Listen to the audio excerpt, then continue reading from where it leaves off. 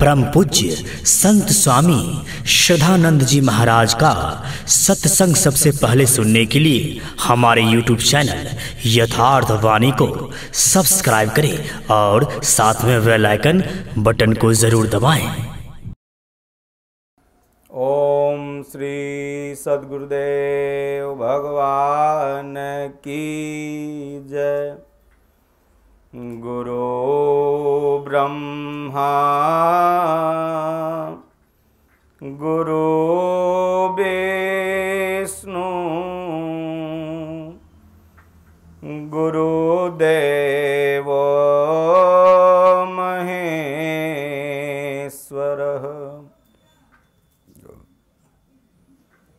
गुरु साक्षात्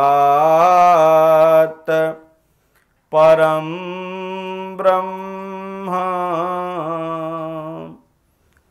तस्मै श्री गुरुवे नमः।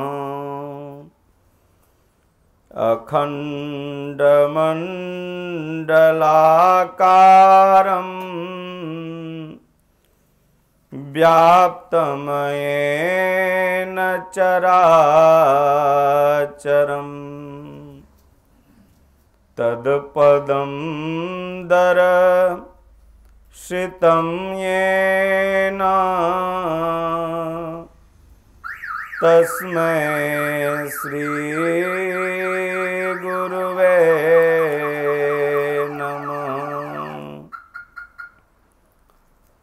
अखण्डमण्डलाकारं व्याप्तमयेन चराचरं तत्पदं दर्शितं येन तस्मै श्री गुरुवे नमः। बोला पंखा चला। दीन दयाल बिरद संभारी हरहु नाथ मम संकट भारी। जयनाथ हित हम परने हूँ तो करी कृपा मोहि बर देहूँ। जो स्वरूप बस शिव मन माही जहि कारण मुनि जतन कराही। सो स्वरूप देखहु भरि लोचन कृपा करहु प्रण तारति मोचन। और हूँ एक गुप्त मत सबहि कहूँ कर जोरी। शंकर भजन बिना नर भगति न पावहि मोरी। शिव सेवा कर फल सुत सोई। अबिरल भगति राम पद होई। राम ही भजहि तात शिव धाता। नर पामर कैतिक बाता। जासु चरण यज शिव अनुरागी। तासु द्रोह सुख चहसि अभागी। मंगल भवन अमंगलहारी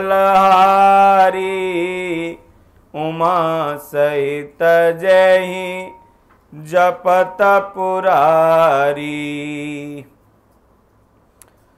कबीर वो नर अंध हैं गुरु को कहते और, हरि रूठे गुरु ठौर हैं गुरु रूठे नहीं ठौर। कबीरा मन निर्मल भया जैसे गंगा नीर, पाछे लागे हरि फिरे कत कबीर कबीर। कबीरा गर्व न कीजिए रंक गहे हैं केस, ना जाने कब मारी हूँ क्या घर क्या परदेस।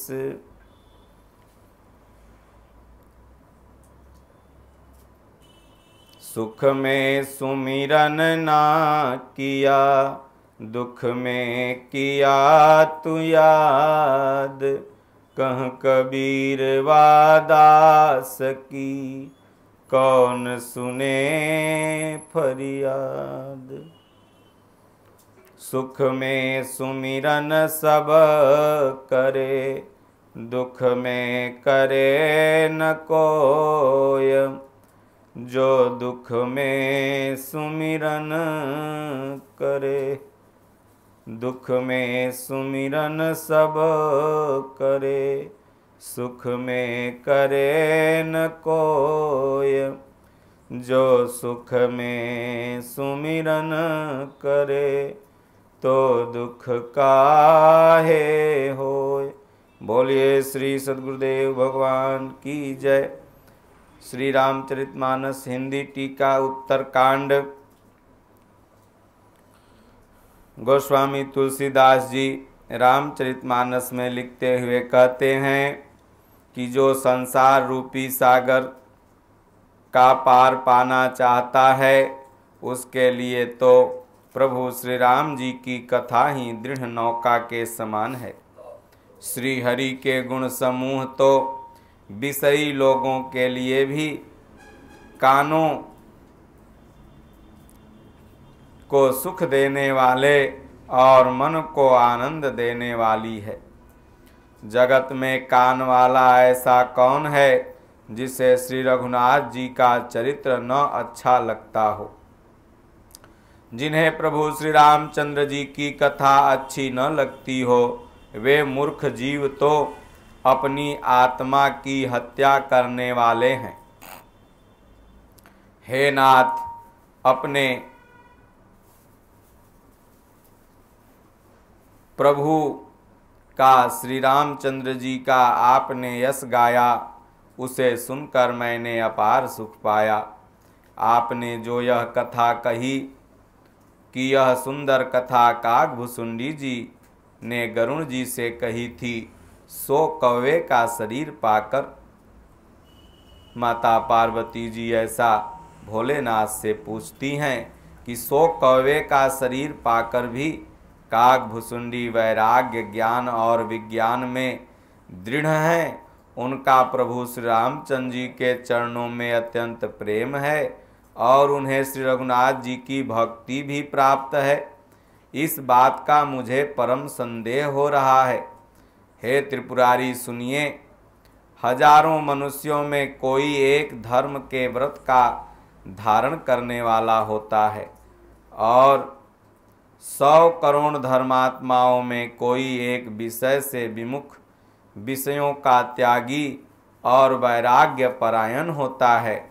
श्रुति कहती है कि करोड़ों विरक्तों में कोई एक ही सम्यक अर्थात यथार्थ ज्ञान को प्राप्त करता है और करोड़ों ज्ञानियों में कोई एक ही जीवन मुक्त होता है। जगत में कोई बिरला ही ऐसा जीवन मुक्त होगा। हजारों जीवन मुक्तों में भी सब सुखों की खान ब्रह्म में लीन विज्ञानवान पुरुष और भी दुर्लभ हैं।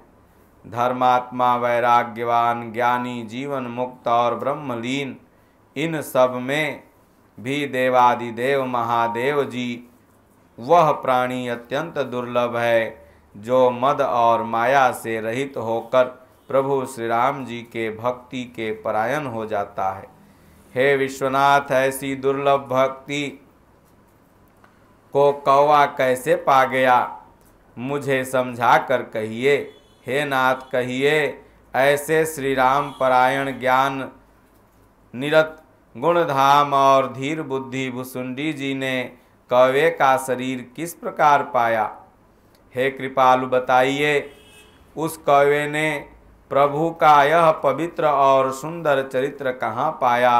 और हे कामदेव के शत्रु, यह भी बताइए, आपने इसे किस प्रकार सुना, मुझे बड़ा भारी कौतूहल हो रहा है। गरुण जी तो महान ज्ञानी, सद्गुणों की राशि, श्री हरि के सेवक और उनके अत्यंत निकट रहने वाले उनके वाहन ही हैं।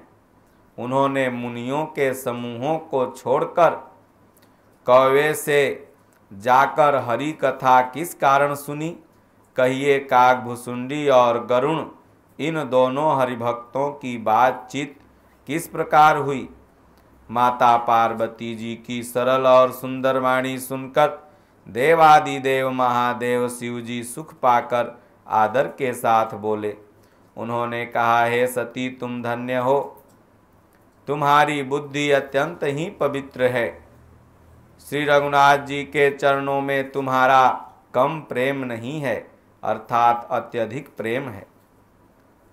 अब वह परम पवित्र इतिहास सुनो, जिसे सुनने से सारे लोक के भ्रम का नाश हो जाता है तथा प्रभु श्री राम जी के चरणों में विश्वास उत्पन्न होता है और मनुष्य बिना ही परिश्रम संसार रूपी समुद्र से तर जाता है। हे पक्षीराज, गरुण जी ने भी जाकर काकभुसुंडी जी से प्रायः ऐसे ही प्रश्न किए थे। हे उमा, मैं भी वह सब आदर सहित कहूँगा, तुम मन लगाकर सुनो। मैंने जिस प्रकार वह भव अर्थात जन्म मृत्यु से छुड़ाने वाली कथा सुनी, हे सुमुखी, हे सुलोचनी, वह प्रसंग सुनो। पहले तुम्हारा अवतार दक्ष के घर हुआ था, अब तुम्हारा नाम सती था। उस समय दक्ष के यज्ञ में तुम्हारा अपमान हुआ, तब तुमने अत्यंत क्रोध करके प्राण त्याग दिए और फिर मेरे सेवकों ने यज्ञ का विध्वंस कर दिया था। वह सारा प्रसंग तुम जानती हो। तब मेरे मन में बड़ा सोच हुआ और हे प्रिय, मैं तुम्हारे वियोग से दुखी हो गया। मैं विरक्त भाव से सुंदर वन, पर्वत, नदी और तालाबों का कौतुक दृश्य देखता फिरता था। सुमेरु पर्वत की उत्तर दिशा में भी और भी दूर एक बहुत ही सुंदर नील पर्वत है। उसके सुंदर स्वर्णमय शिखर हैं। उनमें से 4 सुंदर शिखर मेरे मन को बहुत अच्छे लगे। उन शिखरों में एक एक पर बरगद, पीपल, पाकर और आम का एक एक विशाल वृक्ष है। पर्वत के ऊपर एक सुंदर तालाब शोभित है, जिनकी मणियों की सीढ़ियां देखकर मन मोहित हो जाता है। उसका जल शीतल, निर्मल और मीठा है। उसमें रंग बिरंगे बहुत से कमल खिलते हुए हैं। हंसगण मधुर स्वर से बोल रहे हैं और भौरे सुंदर गुंजार कर रहे हैं। उस सुंदर पर्वत पर वहीं पक्षी काकभुसुंडी जी बसते हैं। उनका नाश कल्प के अंत में भी नहीं होता। माया रचित अनेकों गुणदेव दोष, मोह, काम आदि अविवेक जो सारे जगत में छा रहे हैं, उस पर्वत के पास कभी नहीं फटकते। वहाँ बसकर जिस प्रकार वह काक हरि जी को भजता है हे उमा, उसे प्रेम सहित सुनो। वह पीपल वृक्ष के नीचे ध्यान करता है, पाकर के नीचे जब यज्ञ करता है, आम की छाया में मानसिक पूजा करता है और श्री हरि के भजन को छोड़कर उसे दूसरा कोई काम नहीं। बरगद के नीचे वह श्री हरि की कथाओं के प्रसंग को कहता है। वहाँ अनेकों पक्षी जाते आते रहते हैं कथा सुनने के लिए। वह विचित्र रामचरित्र को अनेकों प्रकार से प्रेम सहित श्रद्धा पूर्वक आदर पूर्वक गान करते हैं। सब निर्मल बुद्धि वाले हंस जो सदा उस तालाब पर बसते हैं उसे सुनते हैं। जब मैंने वहां जाकर यह कौतुक अर्थात दृश्य देखा तब मेरे हृदय में विशेष आनंद उत्पन्न हुआ। तब मैंने हंस का शरीर धारण कर कुछ समय वहां निवास किया और श्री रघुनाथ जी के गुणों को आदर सहित सुनकर फिर कैलाश को लौट आया। हे गिरिजे, मैंने वह सब इतिहास कहा जिस समय मैं काकभुसुंडी के पास गया था।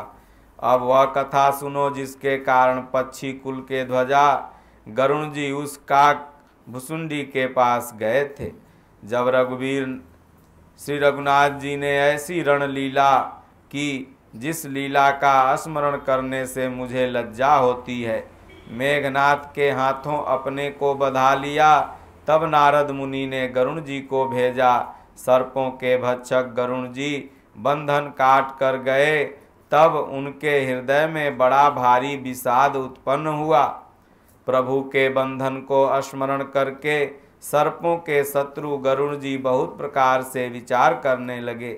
जो व्यापक विकार रहित वाणी के पति और माया मोह से परे ब्रह्म परमेश्वर हैं, मैंने सुना था कि जगत में उन्हीं का अवतार हुआ है, पर मैंने उस अवतार का प्रभाव कुछ भी नहीं देखा।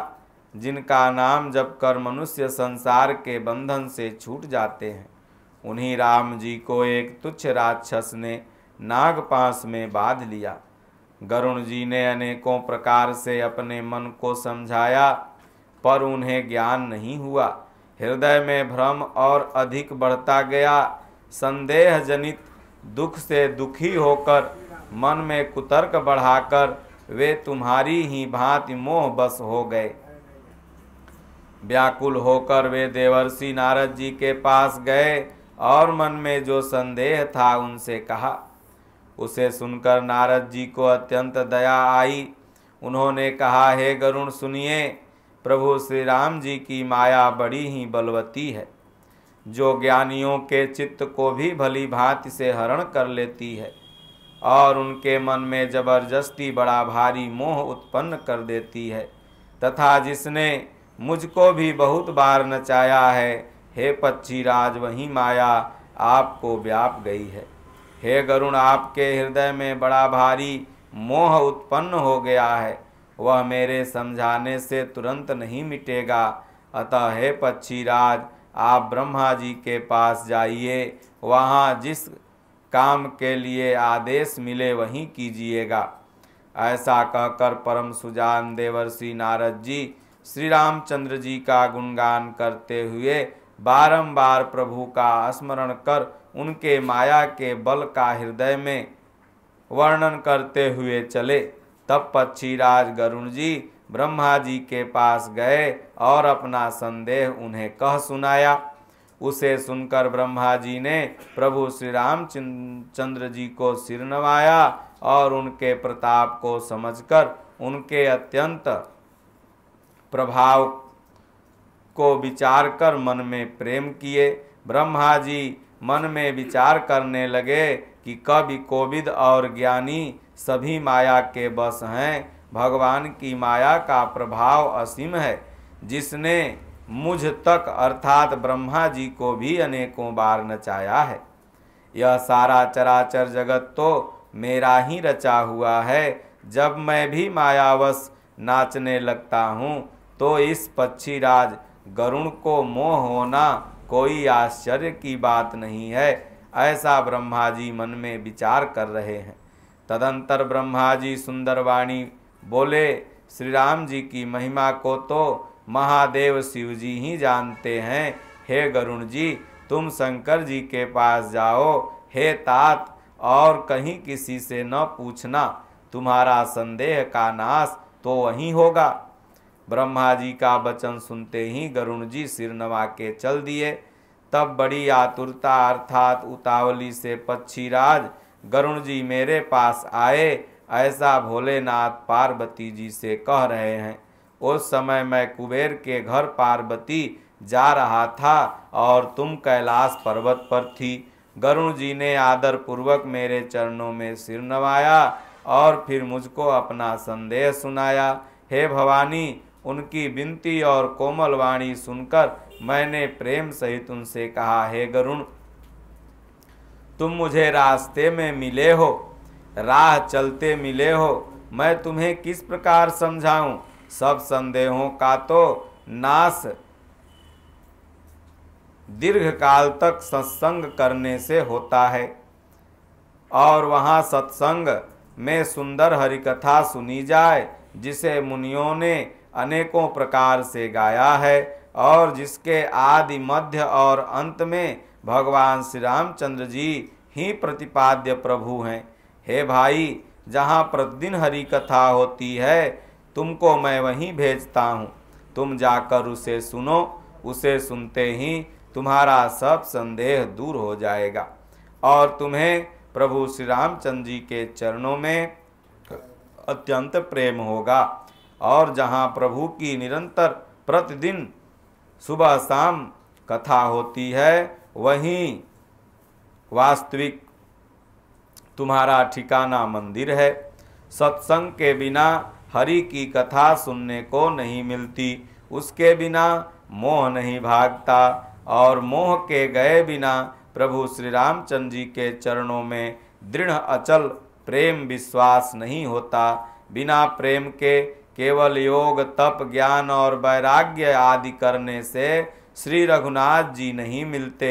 अतएव तुम सत्संग के लिए वहाँ जाओ, जहाँ उत्तर दिशा में एक सुंदर नील पर्वत है। वहाँ परम सुशील काग भुसुंडी जी महाराज रहते हैं। वे राम भक्ति के मार्ग में परम प्रवीण हैं, ज्ञानी हैं, गुणों के धाम हैं और बहुत काल के हैं।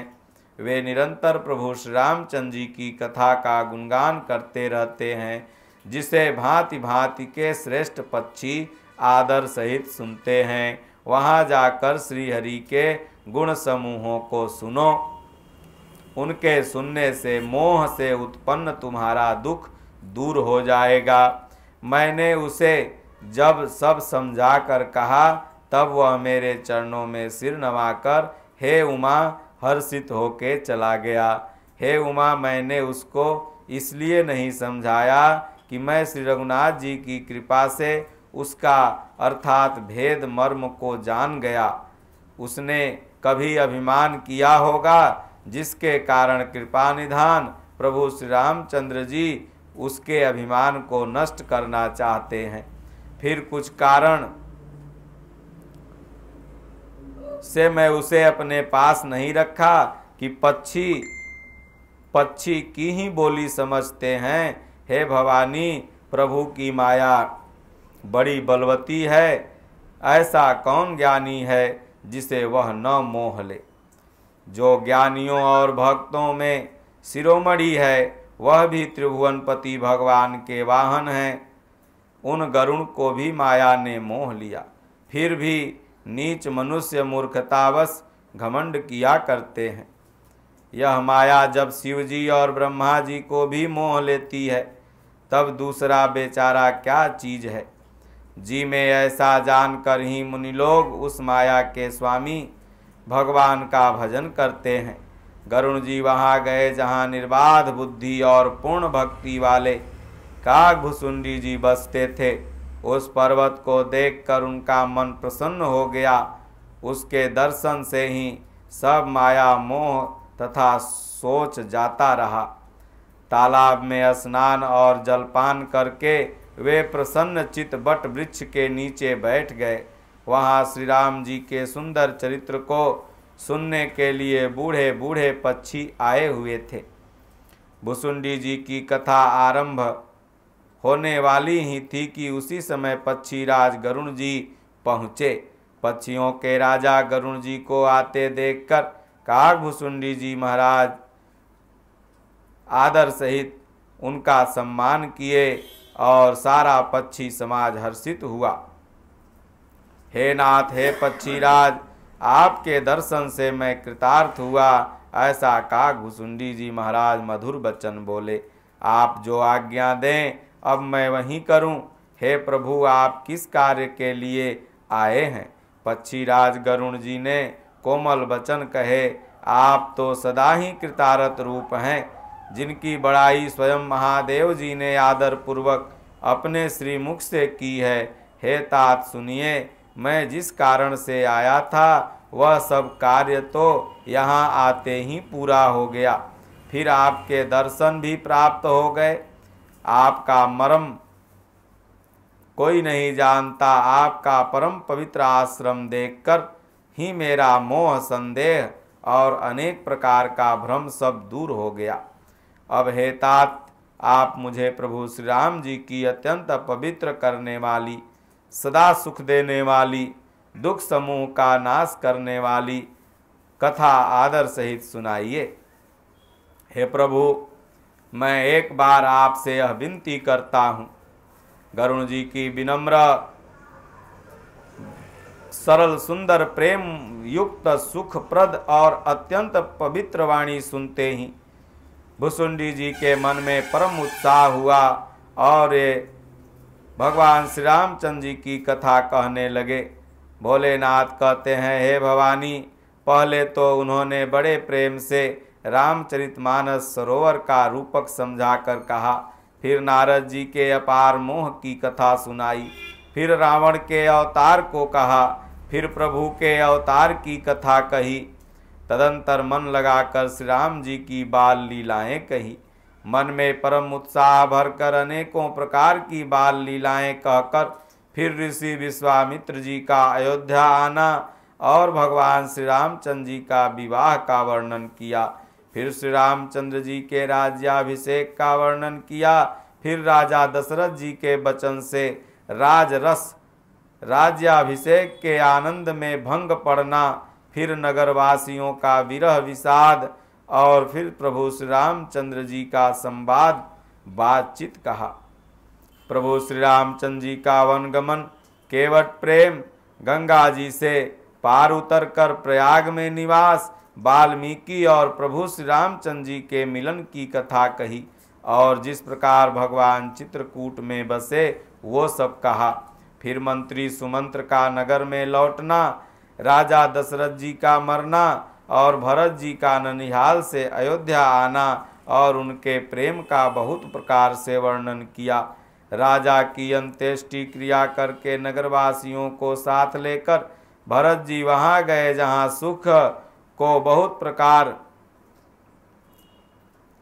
सुख के राशि प्रभु श्री रामचंद्र जी थे। फिर श्री रघुनाथ जी ने उनको बहुत प्रकार से समझाया जिससे वे खड़ाऊ लेकर अयोध्यापुरी लौट आए।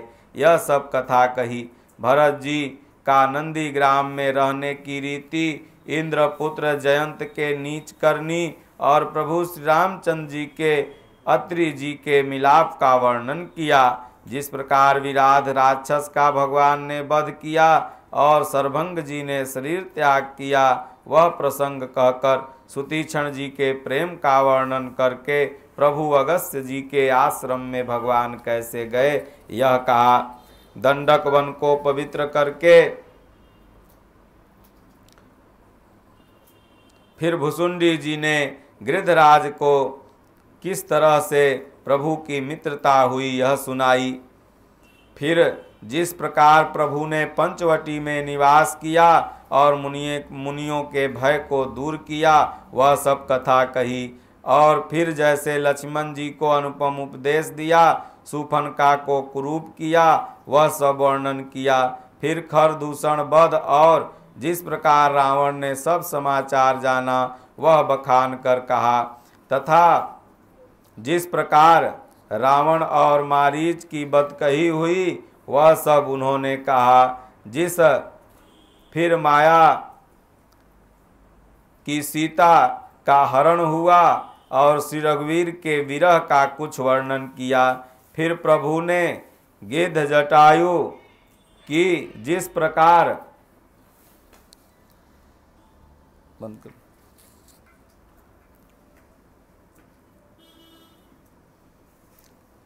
अंत्येष्टि क्रिया की, कबंध का वध करके सबरी को परम गति दी, और फिर जिस प्रकार विरह वर्णन करते हुए श्री रघुवीर जी पंपासर के तीर पर गए, वह सब कहा।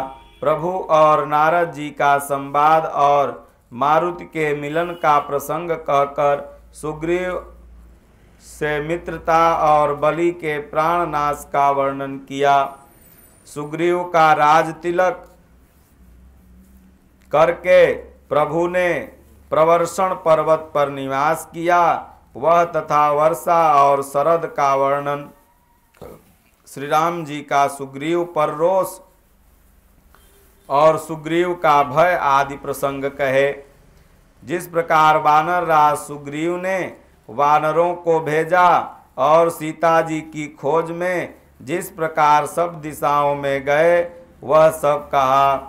फिर जैसे वानरों को संपाति मिले वह कथा कही। संपाति सब कथा सुनकर पवन पुत्र को जिस तरह समुद्र लांघ कर जाने को बताया, वह कथा कही। फिर हनुमान जी लंका में कैसे प्रवेश किए, माता सीता जी को कैसे धीरज दिए, वह कथा कही।